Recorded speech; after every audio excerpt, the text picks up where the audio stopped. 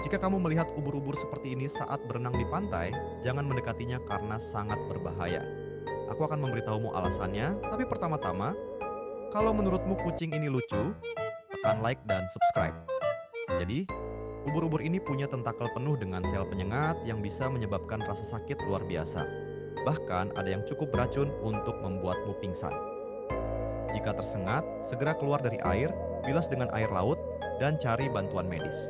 Jangan lupa, selalu berhati-hati saat berenang di laut.